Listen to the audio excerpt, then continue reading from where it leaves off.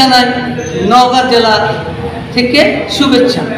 আপনারা জানেন যে বিভিন্ন সময়ে বাংলাদেশ শোষণ বঞ্চনার শিকার, নিপীড়নের শিকার। আজকে নিপীড়িত বঞ্চিত এবং সাধারণ মানুষ যারা আজকে কথা বলতে পারে না। যাই হোক, বাংলাদেশ গণতন্ত্র নামের এই যন্ত্রের কয়েকটি অধ্যায় রয়েছে, তার মধ্যে গণমাধ্যম একটি বিশেষ এবং অন্যতম অধ্যায়।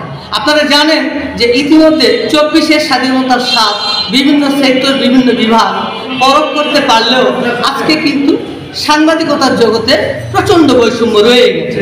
সেই দিক চিন্তা করে যখন বিভিন্ন দপ্তরে, বিভিন্ন মহলে যখন এই নওগাঁর সাংবাদিক নিয়ে কথা উঠেছে, তখন প্রশাসন সার্বিকভাবে সহযোগিতা করেছেন আমাদের জেলার বিভিন্ন ইলেকট্রনিক্স মিডিয়ার, প্রিন্ট মিডিয়ার সাংবাদিক ভাইদের, এবং একই সাথে প্রশাসনও এ বিষয়ে তৎপর এবং সচেতন। সেটি হচ্ছে যে অন্যান্য জেলা প্রেস ক্লাব এবং সাংবাদিকদের সংগঠনগুলো বৈষম্য, শোষণ বঞ্চনা থেকে বেরিয়ে আসলেও আমরা পিছিয়ে আছি।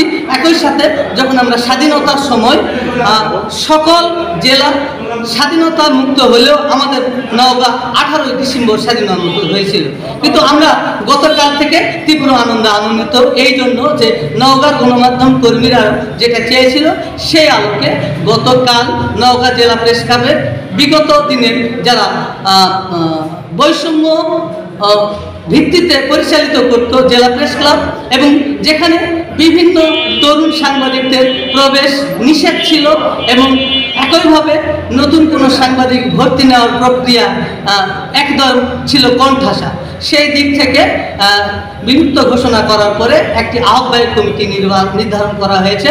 তারা আগামী কয়েকটি কর্মদিবসের মধ্যে একটি পূর্ণাঙ্গ কমিটি উপস্থাপন করবেন, এবং এই নওগাঁ জেলা প্রেস ক্লাব সেই 1975 প্রতিষ্ঠাতা খান মোহাম্মদ আফজালের উদ্দেশ্য, লক্ষ্য এবং সেই আদর্শ নিয়ে আগামীতে এগিয়ে চলবে এই প্রত্যাশা, এবং এটি উন্মুক্ত হয়।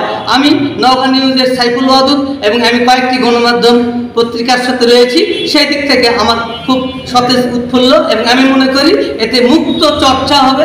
বিভিন্ন অনলাইন, ইলেকট্রনিক্স, প্রিন্ট মিডিয়ার সাংবাদিকরা এখানে উঠা বসা করবে, তাদের লেখনীকে তুলে ধরবে এবং স্বাধীনভাবে কথা বলা এবং পেশাদারিত্ব বজায় রাখা একটি ভালো পরিবেশের সুযোগ পাবে বলে আমি বিশ্বাস করি।